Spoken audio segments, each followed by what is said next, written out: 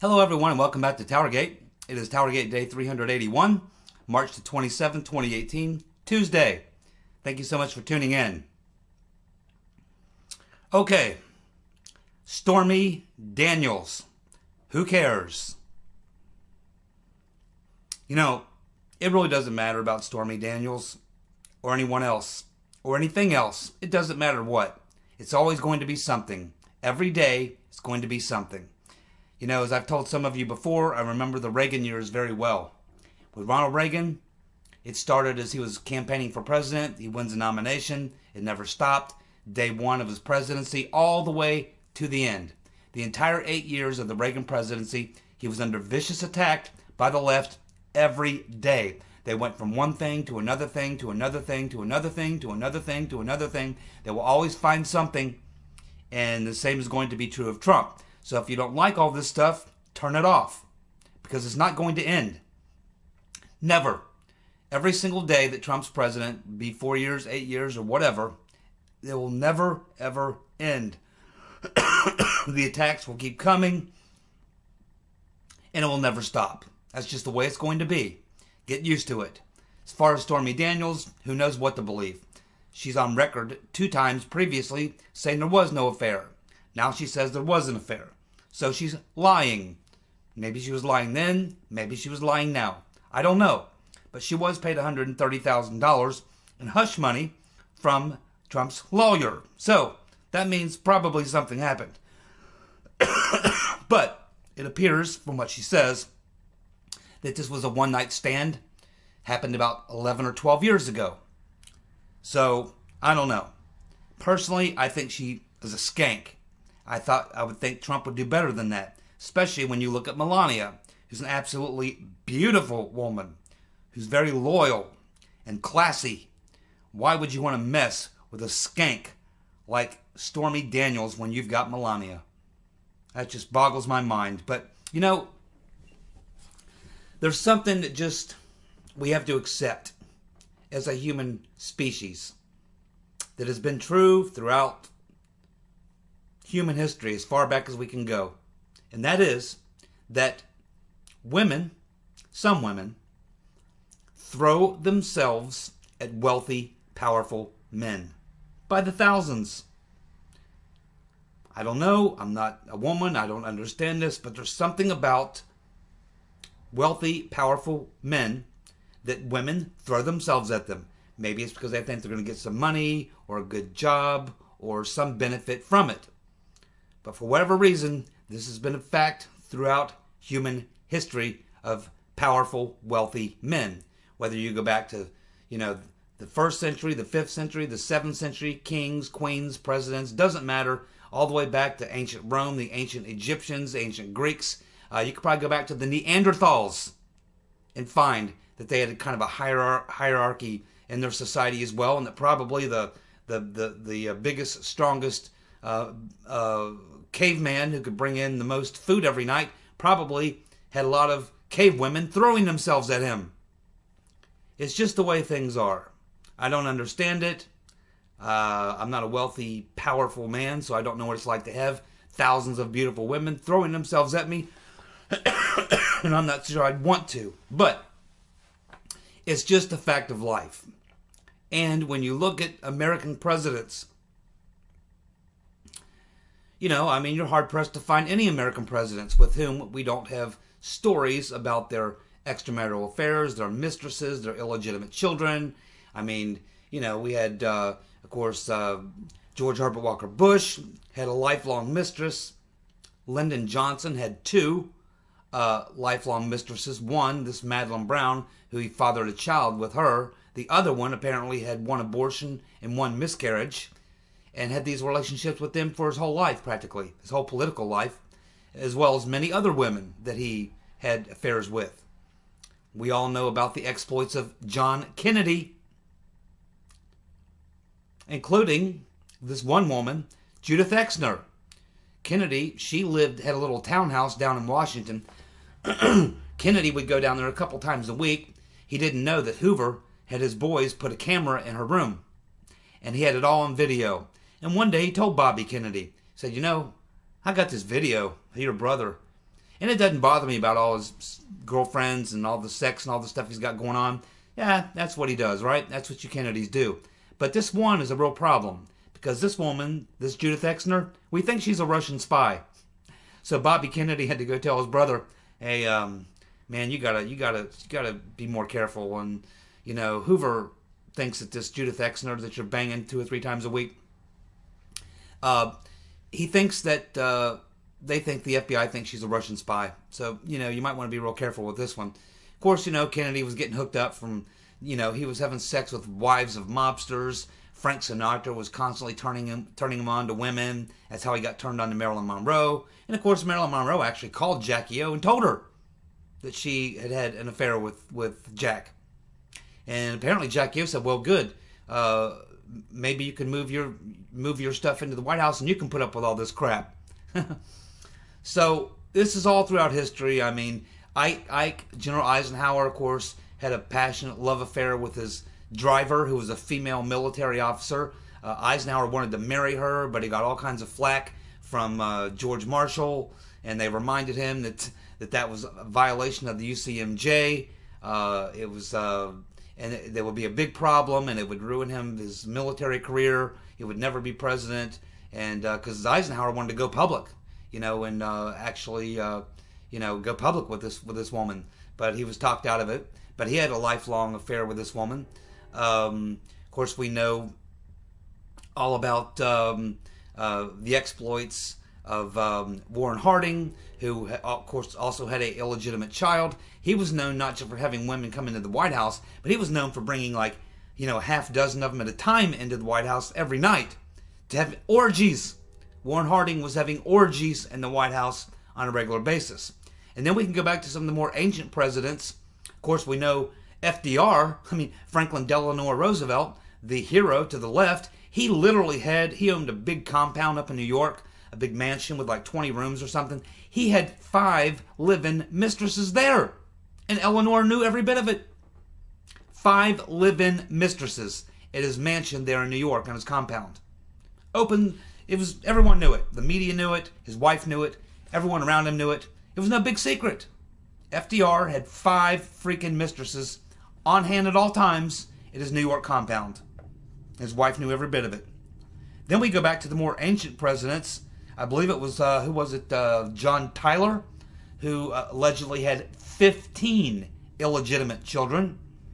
We have former presidents back in that era, Jefferson being one that we have heard about that had sex with slaves, and there was apparently other early presidents who had sex with slaves. Of course, there's all of them rumors that have been out there for years that Lincoln had a gay lover, maybe 2 gay lovers. He lived with one of them for 4 years. And of course, you can just go on and on and on and on. But probably no president took us into the gutter more than the husband of the rotten Reverend Clinton. Because all these other presidents we're talking about, it was all consensual, it was all mistresses, it was all these deals that they had set up on the side, things like that. But in the case of Slick Willie, he was different. We have Juanita Roderick, who claims he violently raped her. We have many other women. It's a very long list of women who claim that Clinton wasn't just a guy who had consensual sex with a lot of women. He's the guy who forced women into sex, used his position as governor, as lieutenant general, and as president, his position of power to get women to do things like Monica Lewinsky. And of course, that little soiree in the Oval Office with the involving the cigar and the blue dress, I think once that happened, I think that pretty much should have ended any more of this talk of presidents and their mistresses and things and such. I mean, that took it to a whole new level. The rotten Reverend Clinton's husband really took it to another level of disgusting. And of course, let's not forget her role in all this. It was her job to go after and attack the women who are accusing her accused rapist husband of all the things that he did. It was Cody Shearer who they brought in to write the hit pieces and all the various stories for the Rotten Reverend Clinton to protect Slick Willie when he was going through all these trials and tribulations about his exploits in the White House and beyond.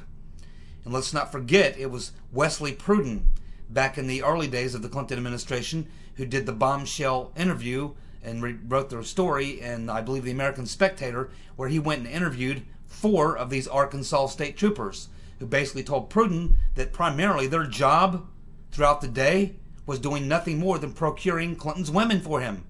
Going and picking his women up, bringing them to Clinton, where he would have sex with them, then he would take them back. And this is what they did all day long. They ran Clinton's whores all day long.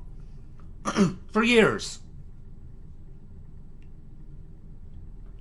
So a consensual relationship with Trump and this slut, Stormy Daniels, which may or may not have happened 10, 11 years ago, is not an issue. Who cares? I'd rather it didn't happen, but quite honestly, it doesn't really surprise me. Trump is a wealthy, powerful man, and like most wealthy, powerful men, for whatever reason, women love to throw themselves at men like this. And they don't mind coming out and admitting it. I've known a couple women throughout my life who've actually bragged to me about the fact that they've slept with some famous rock star or athlete. And I've never really understood why that is the case, because it makes them sound like sluts. But I think in their mind, it gives them some sort of status. Oh, I slept with this rock star. Oh, I slept with this, famous athlete. And I guess it makes them feel like they've achieved some sort of higher social status or something. But to me, it just makes them look like sluts. So I don't understand it, and I don't care. All I know is that I voted for Trump because I liked a lot of his policy positions. I assume that the guy has had a lot of women. And that's just the way things are. It's been going on since as far back as we can go in human civilization. In many ways, people who are supposed to be a more advanced, the most advanced life form, in many ways, people behave a lot of times very badly and quite often like animals. It's just a fact of life. Just a fact of life.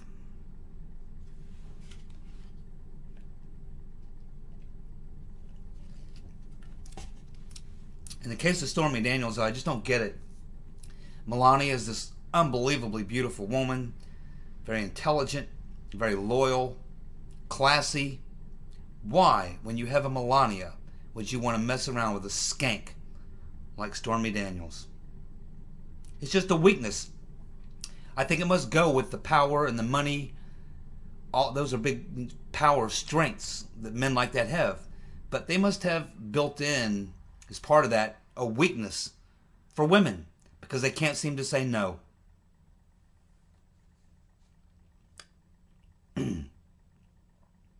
Trump's going to build his wall. As many of you had stated in the comments section, the omnibus bill was not a budget. Therefore, you do not necessarily have to follow where the money was supposed to go the way you have to do in a budget, which means Trump can use the money in the omnibus bill pretty much any way he likes. Obama did it. Yes, he did. And now it appears that that's what Trump is going to do. He is basically going to say that the border issue is an issue of national security, and therefore he is going to move money, which I think a lot of it that went toward the military, 700 and something billion or something. He's going to use that money to build his wall. And he may even use the Army Corps of Engineers to build it. He can certainly do it, and there's not a damn thing that the Democrats or Ryan or McConnell could do about it. It's discretionary spending is really what it is. And the president can move that money anywhere he likes. So, that looks like Trump's going to get his wall. Every bit of it. Claire McCaskill is the latest Democrat to turn on the Reverend Clinton. Yeah, I mean, they're sick of her, but she's not going away, as I keep saying. Hillary is not going away. No way. I know her well. Been watching her for years. She is not going to shut up. And the Democrats are freaking out. Now, in the case of Claire McCaskill, it's very critical in her situation. She is locked up in a very tough re-election for her Senate job. She is in a district that Trump won, in a state where Trump won, and she's got a tough fight on her hands. And the last thing she needs is crooked Hillary out there trashing people that McCaskill needs to vote for her. She knows how damaging this is. And so that's why she's coming out with both guns blazing against the rotten Reverend Clinton. She wants Clinton to shut up. But Clinton's not going to shut up. Claire, you're going to be dealing with her all throughout 2018 and 2020. And until the day she dies, or until the day that they lock her up, one of the two, but they even better gag her then, because she still won't shut up. They're stuck with the rotten Reverend. And Claire McCaskill is probably going to lose that race. We have the rumors, again, just like we had before Christmas, about Paul Ryan possibly leaving his job as Speaker of the House. Now, back in the winter, before Christmas, these rumors were abounding about Big Ears Ryan leaving because he wanted to, be around his family. He's got 3 or 4 teenage kids. He wants to be around for them or whatever. And there are people close to Ryan that say that is legitimate, that is something that's something on his mind. Now, he keeps denying it. He denied it back before Christmas, and he's denying it now, that he's planning on leaving, stepping down after 2018. But, the man to vote for up there, regardless of what he does, is Paul Nehlen in Wisconsin. Now, he's recently come under vicious attack by the Republican establishment. They've been running these ads and this crazy stuff that he's somehow tied to white supremacists and neo-Nazis and things and such. None of this is true. It's all lies. Paul Nehlen is a good man. You people in Wisconsin, vote for Paul Nehlen, regardless of what Eddie Munster Big Ears Ryan does. This could all be a ploy. Could all be a ploy. I don't trust Ryan as far as I can throw him. Why do we know that Comey, McCabe, Lynch, and Yates are going to be indicted? Well, there's a lot of things they were involved in and will probably be facing multiple indictments, but there's one thing we know that's going to get them for sure. They lied to the FISA court. And just what we've learned from the IG, what's been released, just the teasers that we've gotten so far, tell us that. Plus, we know what Christopher Steele said in his deposition, and we know what we're told he said to the FBI when they interviewed him back at the end of September. Let's go through this very briefly, and I'll show you what I mean. Originally, Steele was interviewed by the FBI after his second meeting with them over the summer, and he told them that he did not give information to the media. But then he went and gave a deposition, and in his deposition, he admitted that he met with, on 2 occasions, the New York Times, Washington Post, Yahoo News, The New Yorker, and CNN. Glenn Simpson was at both of those meetings and confirmed that in his testimony. The FBI says that they discontinued the relationship with Steele after he spoke to David Corn of Mother Jones. All these things happened before or prior to the end of September. Most of this stuff happened in September. So the FBI knew. Now, if you remember, Grassley and Lindsey Candy Pants Graham recently sent something to the Attorney General saying, hey, you need to investigate Christopher Steele for lying to the FBI. What were they talking about? They're talking about the 302. They're talking about the 302 that was filled out after they interviewed Christopher Steele. One of 2 things is going on, and this is what Grassley knows.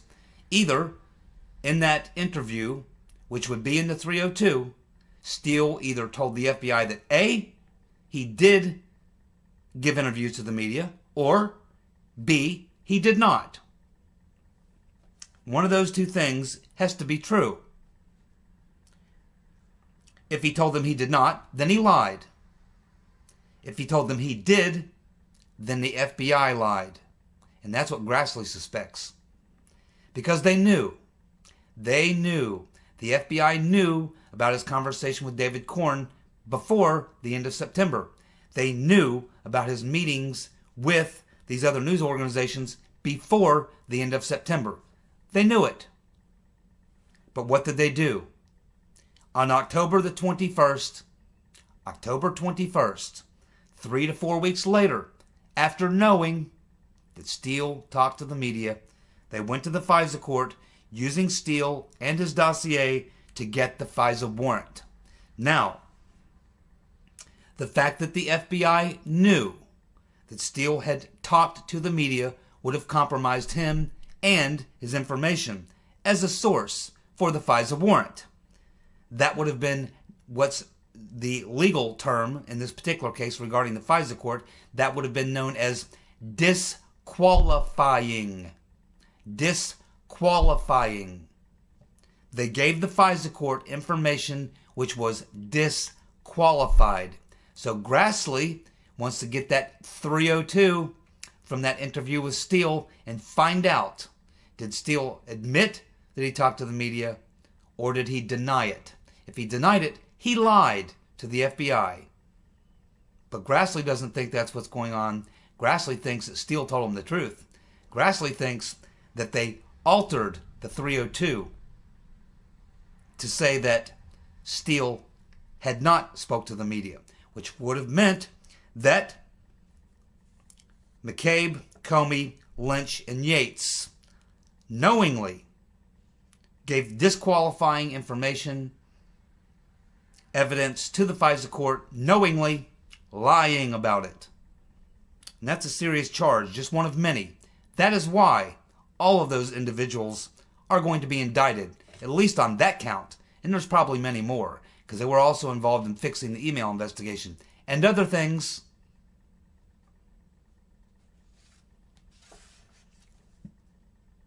China wants to talk.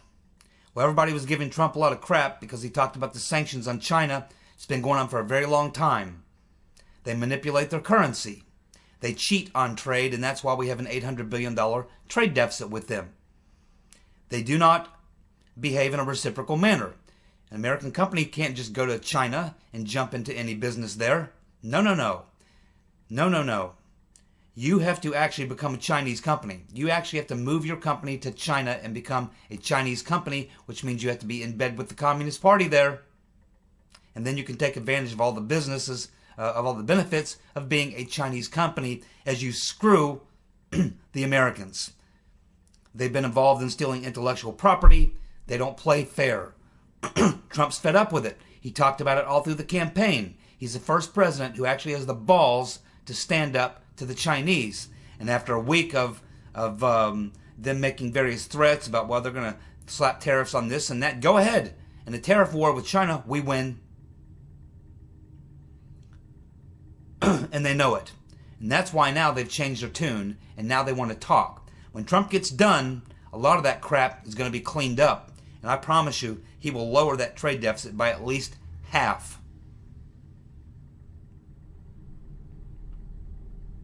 74% of Americans believe that there is a deep state. We talked about this about 2 weeks ago. That's another reason why Inspector General Horowitz is going to drop the hammer. He knows this too. And he knows that people know it. This is what, a lot of times we talk about the fact that they're afraid of the left rising up and Soros-funded groups and the Rotten Reverend and all their friends. They're going to have protests and things like that if former Obama administration officials come under indictment for the crimes that they were a part of. And they were. But there's also, on the other side, about 60 million people that voted for Trump. And they are well aware in the halls of Congress and within the Inspector General's office that 74% of people know that there was some sort of a operation, a frame-up, an insurance policy, whatever you want to call it, going on. Horowitz knows he has to drop the hammer, he has to serve up some scalps, he has to clean it up, because that's what he is. He's the custodian, the cleanup man, and he is going to clean it up. Watch and see. Something else we talked about is, remember how upset Horowitz was that he was being blocked by Sally Yates from looking into the NSD division of the DOJ. But before that, he was very upset about the fact that Eric Holder, was blocking him from his investigation into Fast and Furious.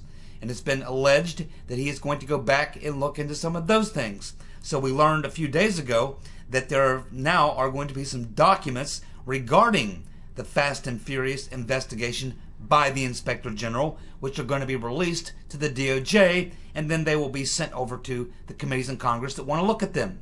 And I don't think they'll need a subpoena to do that. So now we see the Horowitz is not just leaking stuff with text messages and all these other things on all these other subjects of the FISA abuse and the insurance policy and the email fix and all this other stuff, but he's actually now starting to leak or put into play documents regarding the Fast and Furious investigation, which goes back quite a ways, and it's really a bone in Horowitz's throat. I mean, we all heard about the fact that he wrote those letters to members of Congress complaining that he was being blocked. So they said, well, why don't you come and testify? I posted the link on a YouTube video a couple weeks ago, and many of us watched that. You can see he sat right there and told members of Congress how he was being blocked from investigating Fast and Furious, and he was not happy about it. So you can see that Horowitz has got some personal things going on here as well that he wants to get off his chest and clean up as well, going all the way back to the early Obama administration with Eric Holder and the Fast and Furious, and probably some of the Benghazi stuff as well. Last but not least, we are learning that the Pulse nightclub shooter's father, turns out he was an FBI informant. Omar Mateen's father, the shooter, was an FBI informant for 11 years. This is all coming out in the court hearings because, as we talked about a couple days ago, the wife of Omar Mateen was recently, according to her lawyers, coerced into admitting to knowing about the plot. But now the lawyers saying, okay, well, they've taken this to the judge and are saying, well, all that should be thrown out. Her guilty plea should be thrown out because she was coerced. She only has an IQ of 84, so she can be easily manipulated. Oh, and by the way, her father-in-law, he was an FBI informant, and they never made that known to the court or to her attorney, which botches the whole case. Once again, there you go, the FBI, horribly corrupt, incompetent, at it again. Thank you so much for tuning in. You guys have a good night. See you tomorrow. Bye.